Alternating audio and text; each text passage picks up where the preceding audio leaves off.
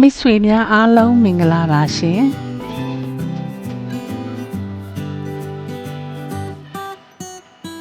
ဟောဒီနေရာလေးကတော့ကာဒီနာကဖေဆိုမခရောင်းလို့ခေါ်တဲ့နေရာလေးမှာပဲဖြစ်ပါတယ်နော်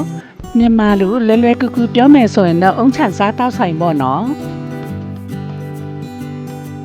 ဟောဒီနေရာလေးမှာကအေးဆေးပြီးတော့တတရရလေးရှိတာမို့လို့အန်တီနောင်တို့မိသားစုကအလေသွားကြပါတယ်ဒီနေရာလေးမှာကညနေစည်းစာချိန်သွားလို့ရှိရင်ပူပြီးတော့မှအေးဆေးတာယာရှိတယ်နော်အစားအသောက်ကလည်းအရသာအလုံးရှိတယ်အန်တီနောင်တို့ကတော့ညနေဆောင်နေပြီးစားလည်းမစားလို့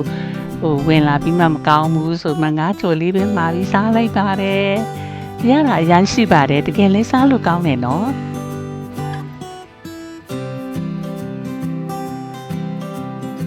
ဟောဒီနေရာလေးကိုအန်တီနန်းတဘောချမိတာကတော့တတရရရှိတယ်အေးအေးဆေးဆေးလေးလည်းရှိတယ်မိသားစု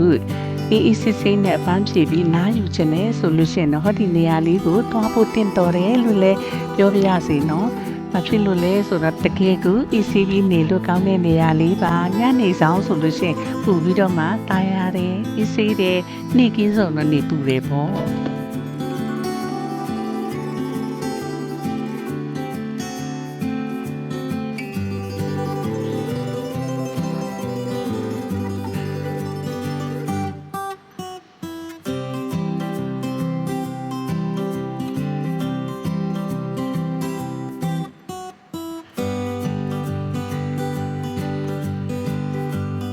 ညနေဝင်သွားတဲ့အချိန်မှာခုလိုထူဆန်းကြီးလှပနေတာလေးတွေ့တော့လေ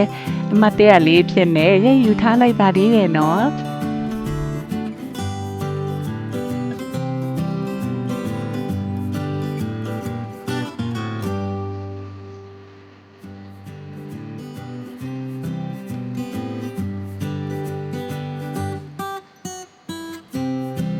အမိကြီးမမိုးကတော့ပန်းလေးပြုတ်ကျနေတာတွေ့လို့ပြန်ပြီးထိုးထားပေးလိုက်ပါတယ်ရမ်းလာတယ်နော်ပန်းလေးရဲ့လည်းချစ်စရာလေးပါပဲ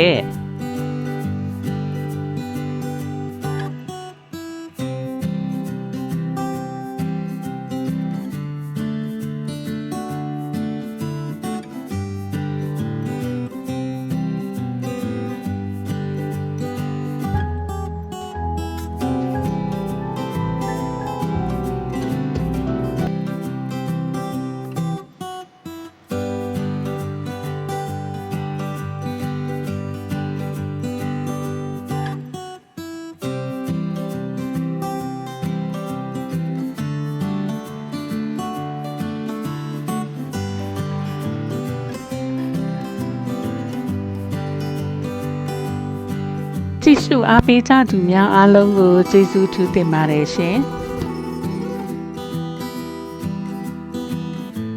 မိသားစုမိတ်ဆွေများအားလုံးကိုချမ်းသာစိတ်ချမ်းသာရှိကြပြီးလူရဆန္ဒများပြည့်ဝကြပါစေလုပ်ငန်းများတိုးတက်အောင်မြင်ကြပါစေချစ်ခင်ပျော်ရွှင်နေထွေးတဲ့မိသားစုဘဝလေးကိုထာဝရပိုင်ဆိုင်နိုင်ကြပါစေ